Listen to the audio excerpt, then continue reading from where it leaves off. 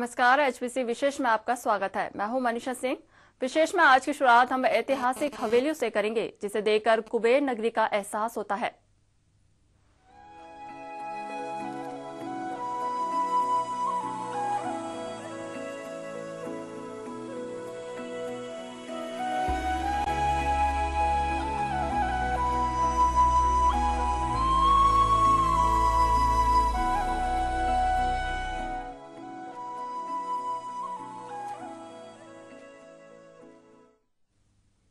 अगर आपको हवेलियों का शहर देखना है तो राजस्थान के शेखावटी में चले जाइए, जहां आपको ऐतिहासिक विरासत का अनूठा संगम देखने को मिलेगा। इन महलनुमा हवेलियों को देखकर आपको कुबेर नगरी का एहसास होगा, लेकिन देखरेख के अभाव में ये हवेलियां जर्जर हो रही हैं। यदि यही हालात रहे तो ये हवेलियां सिर्फ इतिहास बनकर रह जाएंगी। आइए देखते हैं ये रिपोर्ट।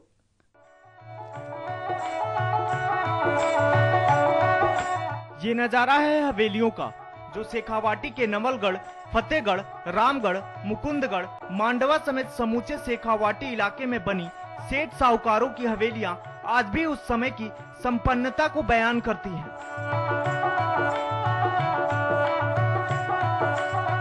शिल्पकला के बेजोड़ नमूने के रूप में बनी ये हवेलियां राजा महाराजाओं के महलों से कहीं इतर नहीं है।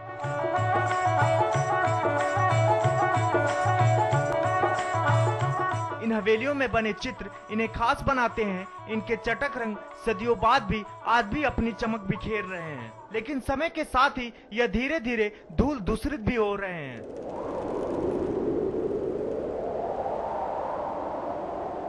दरअसल इन हवेलियों में रहने वाले सेठ साहूकार या तो अब विदेशों में बस गए हैं या फिर दूसरे बड़े शहरों में अपने व्यापार में व्यस्त हैं।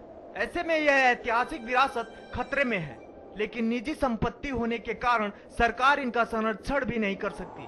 हालांकि पोद्दार हवेली, बजाज हवेली, मुरारका हवेली समेत करीब 40 ऐतिहासिक हवेलियों का निर्माण करवाया, जिनका जीर्णोद्धार उनके वर्तमान वारिसों ने करवाया है।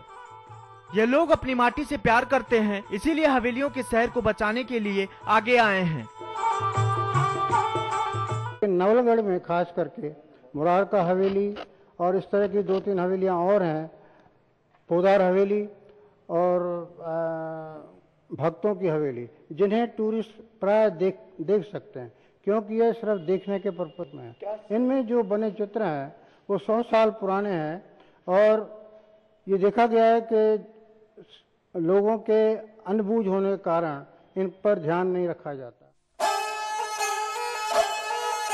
राजस्थान के शेखावाटी में ऐतिहासिक विरासत का अनूठा संगम देखने को मिलता है। इन हवेलियों में बने चित्र देखने लायक हैं, जिससे इन हवेलियों की शोभा और अधिक बढ़ती है। वहीं दूसरी ओर देखरेख के अभाव में यह हवेलियां जर्जर हो रही हैं। यदि यही हालात रहे तो यह हवेलियां सिर्फ इतिहास ही बनकर रह जाएंगी। देखने में एक कस्बा प्राचीनकालीन कुबेर की नगरी जैसी नजर आती है, लेकिन संरक्षण के अभाव में इन हवेलियों की चमक धूमिल होती जा रही है। जरूरत है सिर्फ संरक्षण की। हालांकि निजी संपत्ति है, लेकिन सरकार भी मदद करे तो शेखावटी का इलाका पर्यटन के लिहाज से विकसित किया जा सकता है। आइए देखते हैं ये रिपोर्ट। दरअसल में देश के अधिकांश प्रतिष्ठित उद्योग घरानों का संबंध राजस्थान के शेखावाटी इलाके से ही है। वे आज भी देश के सर्वोच्च उद्योगपतियों में शुमार हैं, लेकिन उनकी पुरानी ऐतिहासिक हवेलियां आज भी उनकी बाट जोड़ रही हैं।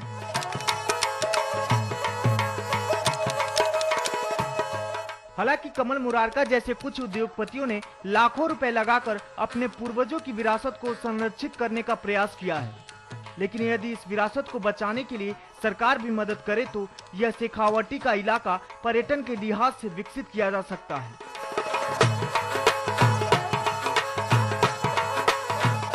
यहाँ देख रेख करने वाले लोगों का कहना है कि इन हवेलियों में बने चित्रों को बनाने वाले कारीगर अब नहीं मिल रहे हैं, जिससे इनका संरक्षण मुश्किल होता जा रहा है। मालिकों को भी कोई इनको रिपेयर करने वाला नहीं मिलता है, या टेक्निकल नो हाउ इनका वो भी बहुत कम है। शेखावाटी के कई इलाकों में ऐसी सैकड़ों हवेलियां हैं जो देखरेख के अभाव में जर्जर होती जा रही हैं। ऐसे में यदि सरकार भी नियम कायदों में संशोधन कर इस प्राचीन विरासत को संरक्षण करे तो आने वाले समय में एक बार फिर यही हवेलियां शहर के विश्व पटल पर अपनी अमिट छाप छोड़ सकता है। पर्यटन को बढ़ावा मिले तो शेखावाटी के लोगों को रोजगार के नए नए साधन भी मिल सकते हैं। सरकार पिछले कई सालों से पानी बचाओ के नारे लगा रही है। जल बचाने के लिए सरकार ने जल संरक्षण अभियान भी शुरू कर रखा है, लेकिन आज भी देखा जाए तो राज्य सरकार का यह अभियान कागजों में ही अधिक नजर आ रहा है। अधिकांश गांवों में वर्षा जनित पानी के रखरखाव के लिए कुएं, बावड़ियां आज भी लोगों के लिए जीवनदायी साबित हो रही है। इनको संरक्षण की भी जरूरत है। आइए देखते हैं ये रिपोर्ट। चारों तरफ मीनारे और छतरियां दूर से देखने में ये किसी प्राचीन मंदिर की तरह ही नजर आते हैं, लेकिन ये शेखावटी इलाके के अधिकांश गांव में बने प्राचीन कुएं हैं। इन कुओं का निर्माण तत्कालीन सेठ साहूकारों ने गांव वालों को शुद्ध पानी के लिए करवाया था, लेकिन अब देख रेख के अभाव में ये कुएं, बावड़ियां खंडहर में तब्दील होने लगी हैं। कहने को सरकार इनके संरक्षण का काम कर रही है,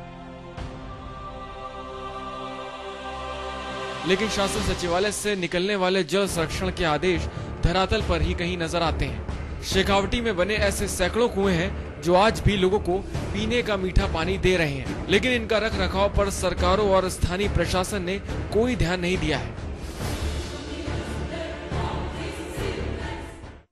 सरकार जल संरक्षण के लाख ही दावे करती है, लेकिन झुंझुनू और शेखावटी के इलाकों में अगर इन कुओं और बावड़ियों को देखा जाए तो आपको इन जल संरक्षण के स्थलों की रखरखाव की असलियत पता लग सकेगी।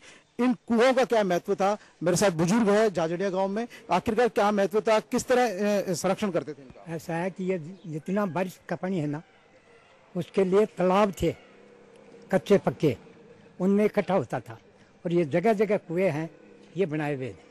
इनमें बाहर का पानी नहीं जाता था, ये तो नीचे का जो पानी है ना वो ही होता था। तो यहाँ आपको बहुत सारी बावड़ियाँ मिलेंगी, बहुत सारे तालाब मिलेंगे, कच्चे और पक्के दोनों हैं, और लोग 6-6 महीने तक का पानी है ना उसी का पीते थे, इतना इकट्ठा कर लेते थे। सरकार भले ही करोड़ों रुपयों का बजट इस बात पर खर्च करती हो कि कुओं और बावड़ियों का संरक्षण किया जाएगा, लेकिन प्राचीन काल में जो सेठ और साहूकार हुआ करते थे वो भी अपने दादा परदादाओं की याद में और ग्रामीण वासियों के लिए पेयजल की अच्छी व्यवस्था हो उसके लिए इस तरह भव्य कुओं का निर्माण कराते थे। उपयोग हो रहा है, इसमें ट्यूबवेल करवाया गया है। पहले के बताते हैं कि इससे पानी हाथों से निकाला जाता था, आज इसमें ट्यूबवेल हो गया है, उससे निकाला जाता है। सरकारी संरक्षण है या सिर्फ? नहीं, सरकारी नहीं, अभी भी सेठों का ही संरक्षण है, इसमें कोई सरकारी संरक्षण नहीं है। शेखावटी इलाके में ऐसे दर्जनों कुएं और बावड़ियां हैं जिनको आज तक सरकारी संरक्षण नहीं मिला है, लेकिन सेठ और साहूकारों ने ग्रामीणों की व्यवस्था के लिए इनका आज भी संरक्षित कर रखा है, जिससे लोगों को आज भी पीने का पानी मिलता है। कैमरामैन घनश्याम करोल के साथ नीरज मेहरा, HBC न्यूज, झांझड़। अब वक्त एक छोटे से ब्रेक का, जल्द लौटते हैं, बने रहिए हमारे साथ।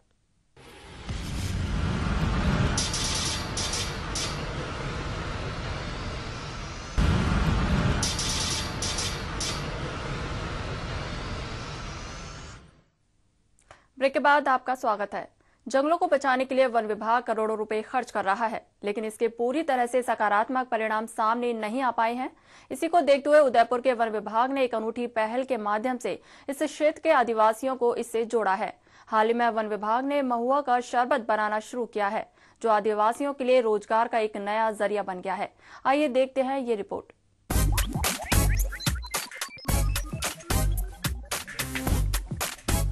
महुए के फूल और फल का उपयोग आमतौर पर आदिवासी अंचल में शराब बनाने के काम में लिया जाता रहा है और इसके लिए वाष्पीकरण की प्रक्रिया काम में ली जाती है।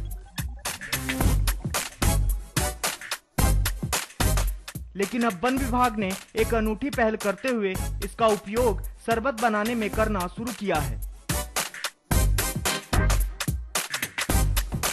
महुए के इस शरबत को भी आदिवासी अंचल के लोग ही बना रहे हैं। इस शरबत को बनाने के लिए महुआ के फूलों का रस निकालकर और उसमें चीनी मिलाने की विधि काम में ली जा रही है, जिससे यह अल्कोहल के रूप में परिवर्तित नहीं होता है। आदिवासी लोग हैं जो अपने उपयोग के लिए इससे देशी शराब बनाते हैं। वो विधि है फर्मेंटेशन और कंडेंसेशन, वाष्पीकरण के द्वारा। हमने जो इसके फूल हैं, महुआ के फूल, उन महुआ के फूल को ग्राइंड करके उसके जो रस है उससे हमने जो महुआ शरबत है उसको बनाया है और उसमें एज ए प्रिजर्वेटिव चीनी को काम में ले रहे हैं। तो चूंकि इसमें फर्मेंटेशन नहीं है, कंडेंसेशन वाष्पीकरण नहीं है, अतः ये अल्कोहल के रूप में परिवर्तित न हो करके और एक स्क्वैश के रूप में है। उदयपुर संभाग आदिवासी अंचल होने के कारण आमतौर पे आदिवासी अपनी आजीविका के लिए वनों पर ही निर्भर रहते हैं।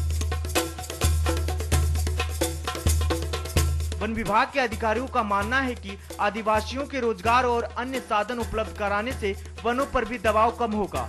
वहीं वनों से होने वाली आय के कारण आदिवासी अंचल के लोगों में इनकी संरक्षण के लिए जागरूकता भी बढ़ेगी। आदिवासी हैं, ये एक तरह से वनों के ऊपर निर्भर हैं। यदि इनके आजीविका के साधन हम अन्य विकसित कर देते हैं तो अंततः वनों के ऊपर दबाव कम हो जाएगा और ये अपने रोजगार के दूसरे साधनों में लग जाएंगे। विभाग के माध्यम से हमने लार्ज स्केल के ऊपर अगरबत्ती स्टिक्स, रोलिंग और अगरबत्ती का काम शुरू किया है। तो ये बांस का जो 6 से 8 से 10 गुना तक मूल्य संवर्धन है। यदि घर बैठे हुए व्यक्ति इस चीजों पे लग जाएगा तो निश्चित रूप से वो जंगलों पे जाकर के जंगलों के ऊपर अपने आजीविका की वजह से जो भार देता था वो भार नहीं रहेगा। शराब बनाने के काम में आने वाले महुए का शरबत लोगों को कितना लुभा पाता है, ये तो आने वाला समय ही बता पाएगा। उदयपुर से प्रशांत डोडिया की रिपोर्ट।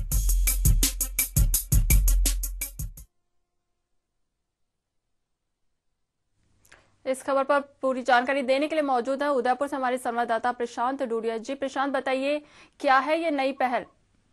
मनीषा, सबसे बड़ी बात है जो महुआ का जो फूल पैदा होता है जंगलों में, इन महुआ फूल से जो ये आदिवासी लोग हैं हथकड़ी शराब निकालते हैं। इन शराब ये जिनके आजीविका भी के रूप में काम आते हैं, शराब को बाजार में बेचते हैं। और इसी तरह से जो अंग्रेजी शराब है इसके खिलाफ माना जाता है तो आबकारी विभाग इनके खिलाफ कार्रवाई भी करता है। और जो ये शराब बनाते हैं उससे क्या है, जंगलों की लकड़ी है वो लकड़ी भी खत्म होती है। तो वन विभाग ने इसी को देखते हुए एक इस तरह से उपयोग किया है कि शराब को अगर शरबत बनाई जाए तो ये वाष्पीकरण से जो लकड़ी जो काम आती है वो लकड़ी की बचत होगी, वन बचेगा। इसी को पाल लेते हैं। और जो सबसे बड़ी बात है कि जो ये हथकड़ी शराब होती है इसे पीने से और इसको बेचने से जो लोगों में जो जागरूकता वो खत्म होगी। तो इसी को लेकर जो वन विभाग ने पूरी एक नई पहल की है कि शराब से भी आदिवासी दूर रहेंगे और शरबत बनाने की प्रक्रिया करेंगे। जैसे ये क्या शरबत बाजार में उपलब्ध होगा तो लोगों को एक नई चीज मिलेगी। महुआ जो वास्तव में देखा जाता है शराब के लिए काम आता है, शराब नहीं शरबत के लिए भी। इसी को लेकर वन विभाग ने पहल की। उदयपुर के जाड़ोल में इसका उपयोग किया और ये सफल हो गया। और अब इस आदिवासी को जोड़ा इनको एक नया रोजगार मिले, इससे इनकी आजीविका बने।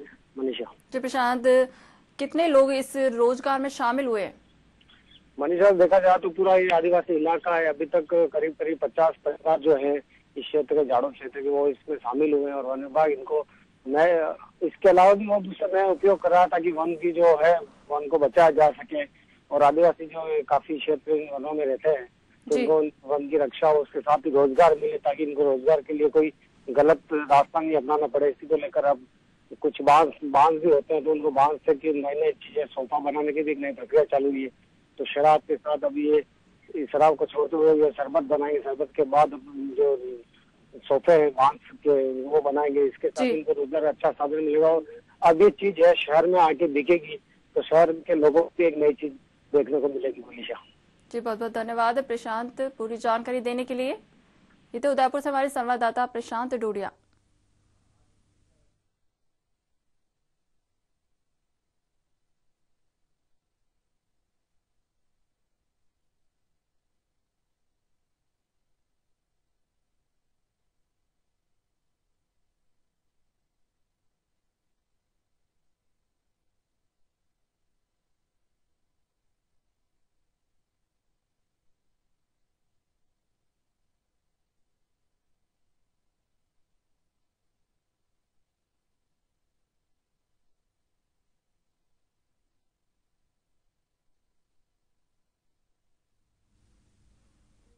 फिलहाल HBC विशेष में इतना ही। आप देखते रहिए HBC न्यूज। नमस्कार।